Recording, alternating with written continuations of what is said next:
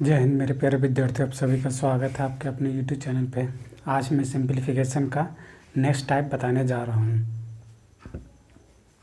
अगर आप इसके पीछे वाला वीडियो नहीं देखे हैं तो कृपा करके आप उसे पहले देख लें, उसके बाद ये वीडियो को देखें। ठीक है, चलिए देखिए हम आते हैं क्वेश्चन पे। क्वेश्चन क्या कर रहा है, 1/31, 42, 1/56 वगैरह वगैरह करके 1/182 पे गया हुआ। और नेक्स्ट क्या होगा, इसका सॉल्यूशन यानी इसको हल करना, यही इसको क्वेश्चन कर रहा है। ये आपका सामने 4 ऑप्शन दिया हुआ है ABC करके। देखिए इसको हम क्या करेंगे, हमने इसके पीछे वाला भी क्लास में ये बताया था, लेकिन मैं फिर एक बार आपको बता देता हूँ। ये है 1/30, ठीक है। तो इसको 30 को हम क्या तोड़ सकते हैं, इसको हम तोड़ सकते हैं 5 × 6, ये 30 हो जाएगा। अब इसको हम क्या कर सकते हैं 6 × 7, यहाँ से हमको इसका मतलब ये क्या पता चला, अच्छा यहाँ भी एक का अंतर हो रहा है, यहाँ भी एक का अंतर है, मतलब एक सीरीज हमें पता चल गया कि अच्छा 6, 7, 8, 9, 10, 11, 12, 13, 14, यानी इसको हम लिख सकते हैं क्या 14 × 30, यहाँ पे हम लिख सकते हैं कि नहीं। यहाँ पे भी दोनों का अंतर कितना हो गया, 1 हो गया। अरे अब कहिए सर आप कैसे समझ गए कि सर 14 × 30 होगा। आप उसको तोड़ लीजिए, 13 × 40 कीजिएगा तो 182 आ जाएगा। इसको देखिए, अब कहेगा सर ये 56 को कैसे हम तोड़ें, तो इसको हम कर सकते थे 7 × 8, और दोनों के बीच में 1 का अंतर हो रहा है, यानी किसी को भी हम जोड़ रहे हैं तो हम यही देख रहे हैं, मतलब मल्टीप्लाई कर रहे हैं तो हमको यही देखने को मिल रहा है कि दोनों के बीच में जो अंतर आ रहा है 1 का ही आ रहा है। यहाँ भी करेंगे तो भी, यहाँ भी 13 × 12 करेंगे तो भी मेरा 1 का ही अंतर होगा। इसका मतलब ये हम समझ जाते थे। ये सारे को हमको करके देखना नहीं, एक हम कर लिए 6, 7, 8, 9, 10, 11, 12 करके इस तरह गिन देंगे, पता चल जाएगा हमको, ठीक है। और इसके बाद हमने क्या बताया था, हमने ये बताया था कि जितना टर्म है उसको गिन लेंगे। कितना टर्म है 1, 2, 3, 4, 5, 6, 7, 8, 9 टर्म है, तो हम क्या लिखेंगे 9 लिख देंगे। उसके बाद हमने क्या बताया था कि इसका फर्स्ट टर्म एंड इसका लास्ट टर्म, यानी फर्स्ट टर्म इधर से मतलब कितना हो जाएगा, ये 5 हो जाएगा, ठीक है। और लास्ट टर्म मेरा क्या आ जाएगा, ये मेरा 14 आ जाएगा, ये 14 आ जाएगा, ठीक है। अब अगर ये दोनों कटता है ऊपर नीचे तो काट देंगे, अगर नहीं कटेगा तो छोड़ देंगे, मल्टीप्लाई करके लिख देंगे, कितना हो जाएगा 14, 25, 70, यानी ये आपका क्या आ गया, ये आपका आंसर आ गया। यहाँ तक कोई दिक्कत नहीं, तो 9/70 आपका ये आंसर हो गया। ये क्वेश्चन बहुत ही इम्पोर्टेंट था, ठीक है। ये ऐसे आप देखते हैं तो ये तो आपको देखते देखते समय निकल जाता, लेकिन ये आपका मेथड रहेगा, ये आपका शॉर्टली रहेगा, तो आप इसको इजी पूर्वक बना लीजिएगा, कोई दिक्कत नहीं होगा। चलिए इसके बाद मैं अब दूसरा क्वेश्चन ले चलता हूँ। इसमें कोई दिक्कत है नहीं, उम्मीद करता हूँ कि आपको दिक्कत नहीं होगा। ये क्वेश्चन आप बढ़िया से देख लीजिए, इसके बाद जो मैं क्वेश्चन जो बताऊँगा ये काफ़ी इंटरेस्टिंग होगा, ठीक है। देखिए आपका नेक्स्ट क्वेश्चन आपके सामने है, क्या है ये क्वेश्चन दिया हुआ 1/1.2 × 3, ये सब पॉइंट दिया हुआ, यानी ये कर सकते हैं ये इनटू में है, ठीक है। तो इसको सॉल्यूशन करने के लिए हम क्या करेंगे, इसको आप जो सिंपल जो मेथड है उससे आप सॉल्यूशन कर सकते हैं, जो कि आपका लेंदी प्रोसेस चला जाएगा, और मैं आपको इसको सॉल्यूशन करने का विदिन सेकंड में आप इसको सॉल्यूशन कर सकते हैं, मैं ये बताऊंगा आपको, ठीक है। चलिए मैं सॉल्यूशन करता हूँ। देखिए इसमें हम देखेंगे क्या है 1, 2, 3, 4, यानी 4 टर्म में दिया हुआ, यानी लास्ट टर्म हम देखेंगे तो क्या हमको मिला। जैसे मैं जब हम लोग छोटा रहते थे तो गिनना रहता था, कैसे गिनते थे 1, 2, 3, 4, 5 वगैरह वगैरह करके गिनते थे। उसी तरह से यहाँ से लास्ट टर्म हम देखेंगे क्या है 4 है, 4, 5, 6 है ना, तो 4, 5, 6, 7, बस इसका यही एक तरीका है, इसी से इसको सॉल्यूशन करेंगे। अच्छा ये हो गया ये, और ये टर्म कितना 1, 2, 3, 4 टर्म है, तो इसको 4 से डिवाइड कर देंगे। यहाँ तक कोई दिक्कत, किसी को कोई चीज़ समझने में यहाँ तक कोई दिक्कत है क्या। हमने क्या किया, बस कुछ नहीं किया, ये इसका लास्ट टर्म में देखा, लास्ट टर्म हमने देखा क्या था 4, 5, 6 था, तो 4, 5, 6, 7, बस ये कर दिया। और ये टर्म कितना था 1 2 3 4, 4 टर्म था, 4 से इसको हमने क्या किया डिवाइड कर दिया। ठीक है, यहाँ तक कोई दिक्कत नहीं हुआ। अब क्या करेंगे, इसको हम काट सकते हैं, तो कहेंगे हाँ गुरुजी काट सकते हैं, क्यों नहीं काट सकते, कोई दिक्कत नहीं है, काट देंगे इसको। अब क्या बचे यहाँ पे बच गया 7/30, 5 6 30 और ये 7 था, तो यही मेरा आंसर आ गया। ठीक है, और देखिए 7/30 ये देखिए आपका इसमें दिया हुआ है। ये क्वेश्चन जो पेंडेमिक के कारण CHL को जो पोस्टपोन कर दिया गया था, उसी में ये क्वेश्चन पूछा गया था। ठीक है, और ये क्वेश्चन बहुत ही इम्पोर्टेंट है, ये अक्सर पूछा ही जाता है। ठीक है, ये क्वेश्चन आप वेरीफाई कर दिए। ये तो आपका यहाँ डिजिट दे दिया था, यहाँ डिजिट दे दिया था, तब आप इसको इस तरह कर दिए। अगर सपोज दैट यहाँ पे डिजिट नहीं रहता, यहाँ पे जैसे मैं x दे देता, y देता था, n देता, तो फिर आप क्या करते हैं, उसके लिए देखिए मैं आपको उस टाइप का भी क्वेश्चन बताता हूँ। देखिए आपका क्वेश्चन सामने है, क्वेश्चन दिख रहा है, हाँ दिख रहा है। देखिए ये क्वेश्चन है, इसको आपको क्या करना है, हल करना है, सॉल्व करना है, हल करना है। ठीक है, इस क्वेश्चन को आपको हल करना है। क्वेश्चन क्या दिया हुआ है ये आपको दिख रहा होगा स्पष्ट क्लियर। ठीक है, तो इसके पहले हमने क्वेश्चन में क्या बताया था कि हमको लास्ट टर्म में देखना है कि लास्ट टर्म मेरा क्या दिया हुआ है, n दिया हुआ है। तो देखिए n, ठीक, n + 1, n + 2 और n + 3, यही किए थे। इसके पहले वाला क्वेश्चन हमने क्या किया था, 5 6 7 8, यही था 5 6 7 8 जो भी था। अगर लास्ट टर्म में 5 था तो 5 किए होंगे, अगर 4 था तो 4 किए होंगे। इसके पहले वाला क्वेश्चन में क्या था, 4 5 6 था ना, ये लास्ट टर्म में आपका पहले वाला में था क्या 4 5 6, तब 4 5 6 और ये हो जाएगा आपका 7, और ये 4 से आपको ये कर दिए थे, 4 से उसको डिवाइड करना था। तो उसी तरह से यहाँ देखिए ये लास्ट टर्म क्या है, n है। ये तो पता नहीं कि कौन सा टर्म हमको पूछा है, तो nवां टर्म है, चाहे जो भी होगा, तो उसी से हम करेंगे n। ये देखिए n + 1 n + 2 n + 3, ये देखिए आ गया n + 1 n + 2 n + 1 n + 2 n + 3, और इसको क्या कर देना था, 4 से ये इसको इंटू कर देना था। ठीक है, और यही आपका इसमें आंसर हो जाएगा। ये भी आपका एक तरह से फार्मूला बन जाएगा।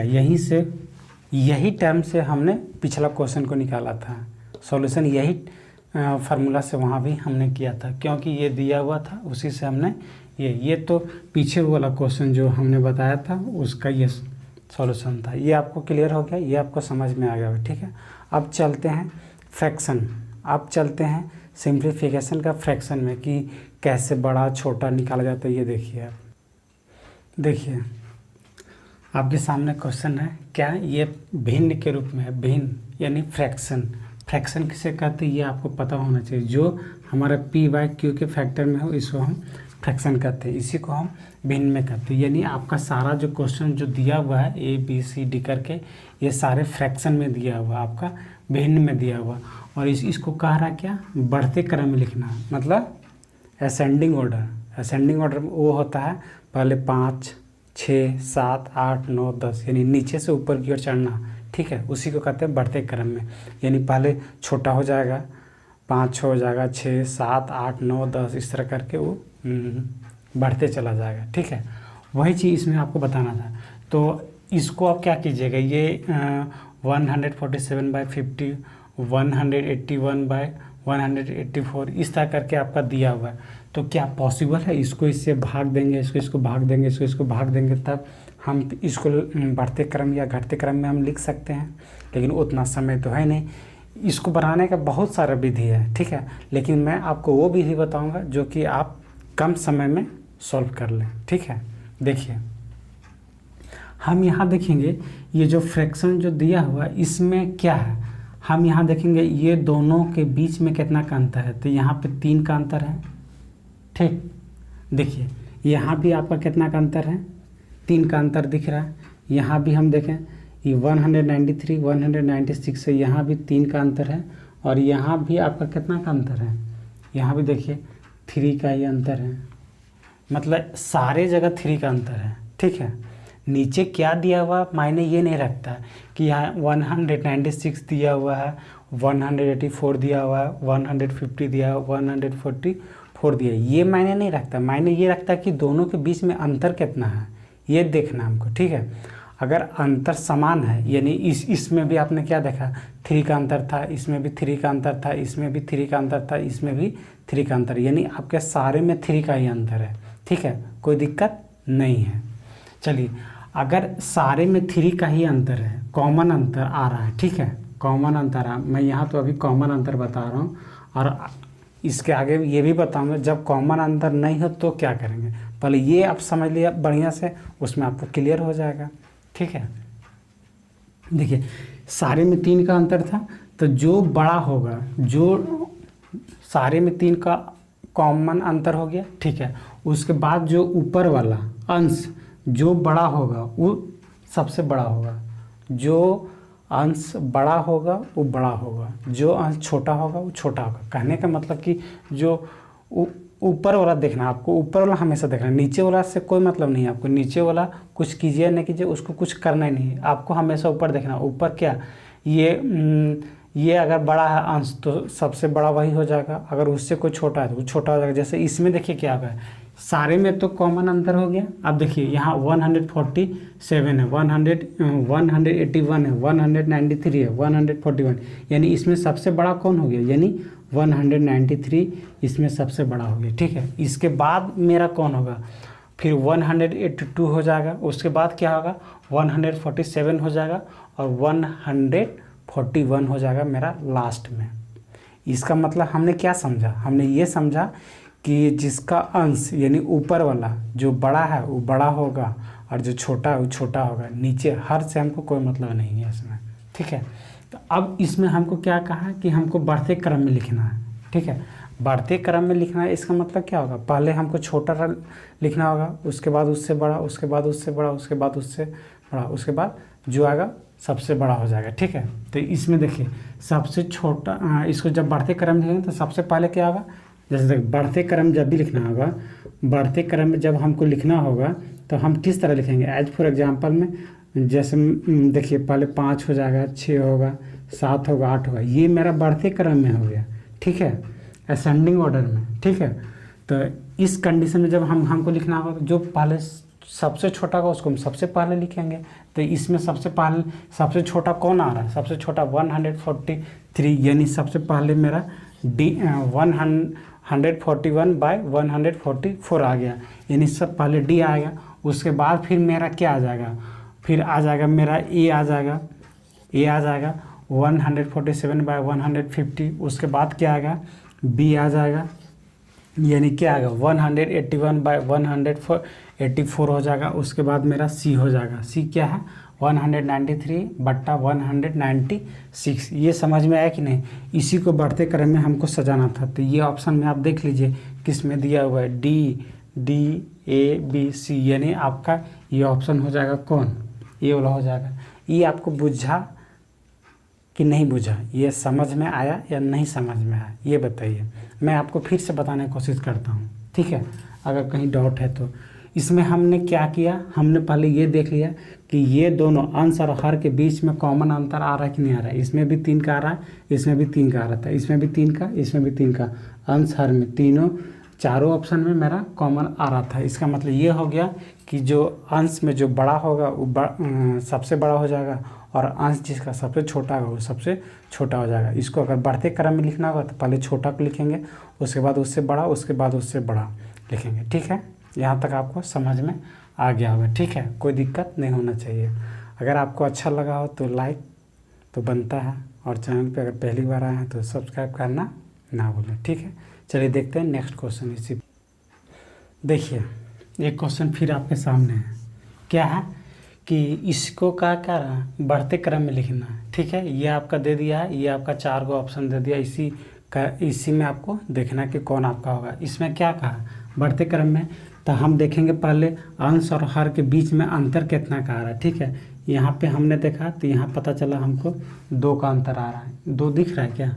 2 नहीं दिख रहा है, यहाँ पे 2 का अंतर आ रहा है। ठीक है, यहाँ भी हमने देखा 2 का ही अंतर है, यहाँ भी हमने देखा 2 का ही अंतर है, और यहाँ भी 2 ही का अंतर है।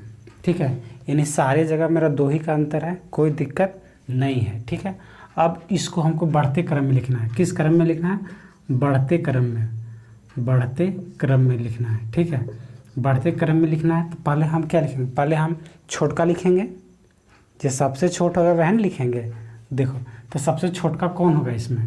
सबसे 93, 97, 80, यानी मेरा सबसे छोटका हो जाएगा 85, यानी सी वाला ऑप्शन हो जाएगा सबसे छोटा। उसके बाद कौन सा आएगा मेरा? उसके बाद 85 के बाद आ जाएगा मेरा 91 यानी डी हो जाएगा। उसके बाद मेरा आ जाएगा ए 93, इसके बाद बी यानी 97 आ जाएगा। ठीक है, ये तो हो गया आपका क्या? बढ़ते क्रम में। ठीक है, यहाँ तक कोई दिक्कत नहीं होना चाहिए किसी को। ठीक है, अगर यही कह देता कि घटते क्रम में, घटते क्रम में, घटते क्रम मतलब डिसेंडिंग ऑर्डर, डिसेंडिंग, इंक्रीजिंग बढ़ते, डिसेंडिंग मतलब घटते, डिक्रीज करना मतलब घटते क्रम में लिखना। जब हमको घटते क्रम में कहेगा, घटते क्रम में कह रहा है मतलब क्या? पहले बड़का, उससे छोटा, उससे छोटा, उससे छोटा, यानी उसके बाद सबसे छोटा। ठीक है, तो घटते क्रम में जब लिखना होगा तो पहले हम क्या लिखेंगे? पहले हम सबसे बड़का लिखेंगे। बड़का सबसे बड़ा वाला कौन है? यानी ये हो जाएगा मेरा 97, यानी पहले बी हो जाएगा। ठीक है, इसके बाद 97 के बाद छोटा कौन है? 91 है। 91 क्या है? डी, यानी 91 डी में ऑप्शन दिया है। उसके बाद उससे नहीं, ये देखिए 97 सबसे बड़ा था। ठीक है, उसके बाद हमको 93 आएगा ना, 93, उससे 97 से छोटा क्या है? 93 है, यानी ए हो जाएगा। इसके बाद क्या हो जाएगा? डी हो जाएगा। उसके बाद सी हो जाएगा। समझ में आया कि नहीं आया? उम्मीद करता हूँ कि आपको समझ में आ गया होगा। लेकिन इस क्वेश्चन में आपको पूछा क्या है? बढ़ते क्रम में, यानी आपका आंसर ये हो जाएगा। बढ़ते क्रम में आपको ये लिखना है, यानी सबसे पहले हम क्या लिखेंगे? छोटका लिखेंगे। उसके बाद जो बड़ा होगा उसके बाद उसके बड़ा, यानी लास्ट में सबसे बड़का लिखेंगे। तो यानी देखिए CDAB है, CDAB, यानी आपका आंसर सी हो जाएगा। इस क्वेश्चन के अनुसार आपका आंसर ये हो जाएगा। ठीक है, ये तो हो गया कि जब कॉमन अंतर था तब। ठीक, और अगर बाई चांस क्या नहीं भी रहता है, अगर कॉमन अंतर नहीं है तो हम क्या करेंगे? कॉमन अंतर अगर नहीं है तो हम उसको कॉमन करेंगे, उसको हमको कॉमन करना पड़ेगा। देखिए आगे, देखिए ये क्वेश्चन क्या कर रहा है? सबसे छोटी संख्या निम्न में से कौन है? ठीक, 4 गो ऑप्शन दे दिया आपको, 4 गो ऑप्शन दे दिया। ठीक है, और इसमें ये पूछ रहा है कि सबसे छोटी संख्या कौन है। ठीक है, तो अब देखिए छोटी संख्या कौन है से सबसे छोटी संख्या बोल दिया। इसी में अगर कह देता कि सबसे बड़ी संख्या कौन है तो भी निकालना रहता। तो हमने इसके पहले जो आपको कॉन्सेप्ट दिया था वही कॉन्सेप्ट पे इसको भी हम बनाएंगे। ठीक है, पहले हम देखेंगे क्या? अंश और हर दोनों में अंतर कितना है। अगर कॉमन आ गया तब तो कोई दिक्कत नहीं है, जो बड़का होगा सो बड़का हो जाएगा, जो छोटका है सो छोटका हो जाएगा। और अगर अंतर नहीं कॉमन दिया है तो अंतर कॉमन कर देंगे। देखते हैं यहाँ पे कितना का अंतर गया? 51 और 56 है। 51 यानी यहाँ पे 5 के अंतर हो गया। कोई दिक्कत? हमको लगता है कि दिक्कत नहीं होना चाहिए। ठीक है, देखिए, और यहाँ पे कितना का अंतर हो गया? 3 का अंतर हो गया। यहाँ 5 के अंतर, यहाँ 3 के अंतर ले, और यहाँ 4 का अंतर। ठीक, और यहाँ पे कितना का अंतर है? यानी हो जाएगा 12 का अंतर। कोई दिक्कत? यहाँ पे इसको हम लिख देते हैं 7 का, तो यहाँ पे कितना अंतर हो जाएगा? ये 6 का अंतर हो जाएगा। एलसीएम लेने में हमको सुविधा हो जाएगा।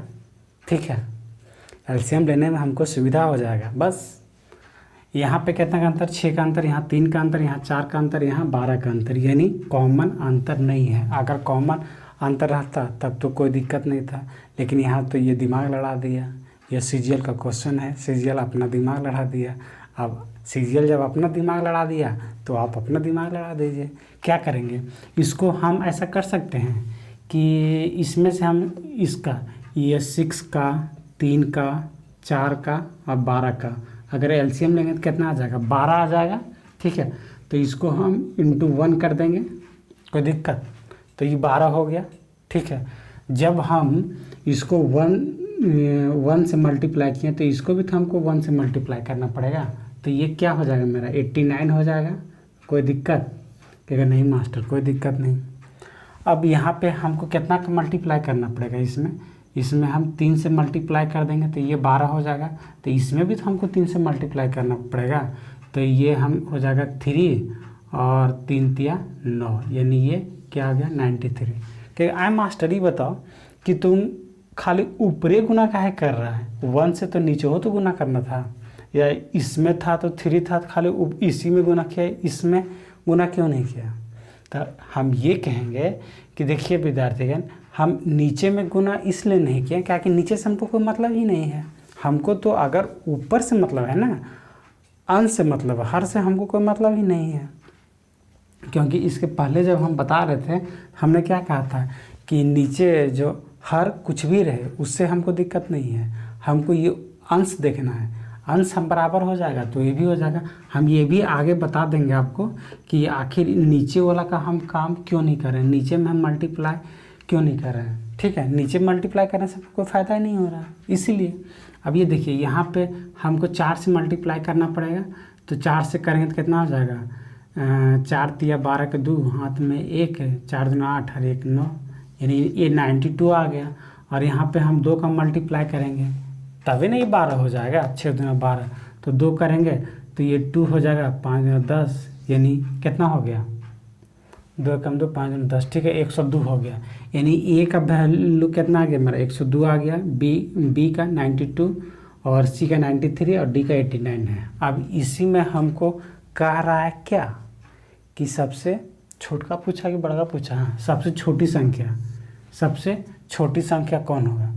तो हमने इसके पहले क्या बताया था, अगर अंश जो बड़ा होगा वो बड़ा हो जाएगा, जो छोटा होगा वो छोटा हो जाएगा, जो बीच में रहेगा सब बीच वाला हो जाएगा।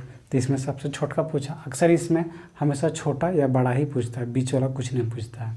तो बड़ा आपका के सबसे छोटा कौन हो जाएगा, सबसे छोटा मेरा 89 हो जाएगा, यानी इसका आंसर डी वाला हो जाएगा। ये क्या हो जाएगा 89/101, ये समझ गए। और इसी में अगर कहता है ये तो हो गया आपका क्या, सबसे छोटा, सबसे छोटा। ठीक है, और अगर इसी में कहा देता कि सबसे बड़ा, निम्न में से बड़ा, जो ऑप्शन जो दिया है उसकी बात मैं कर रहा हूँ। ठीक है, सबसे बड़ा था, सबसे बड़ा कौन हो जाएगा, जो सबसे बड़ा आ जाता है, यानी 51/57, 57 ये हमारा सबसे बड़ा हो जाता। कोई दिक्कत नहीं होना चाहिए, कोई दिक्कत। ठीक है, चलिए ये आपको समझ में आ गया होगा। ठीक है, यानी इसका आंसर क्या हो जाएगा, ये वाला आंसर हो जाएगा। ये सबसे छोटा जब सबसे बड़ा जब पूछेगा तो ये आपका आंसर हो जाएगा। आई होप आपको ये सेशन अच्छा लगा हो। अगर आपको अच्छा लगा हो तो लाइक करें। लाइक तभी करें जब आप वीडियो को अंत तक देख लें। ठीक है, नहीं तो ज़रूरत नहीं है लाइक करने से। क्यों, क्योंकि आपको तो समझ में ही नहीं आएगा, क्योंकि आधा वीडियो देख के आप भाग जाइएगा तो थोड़ी ना समझ में आएगा। तो लाइक करने से कोई फ़ायदा नहीं है, इसलिए लाइक ना करें। और अगर आप पूरा देखते हैं, अगर आपको अच्छा लगता है तो आप लाइक करें। और चैनल पे अगर पहली बार आए हैं तो चैनल को सब्सक्राइब करना ना भूलें। ठीक है, और अगर बहुत अच्छा लगा हो तो एक कमेंट कर दें, और अपने यार दोस्त जो भी हैं आपके चाहने वाले उनके पास ये वीडियो ज़रूर भेज दें। ठीक है, चलिए बाय, जय हिंद।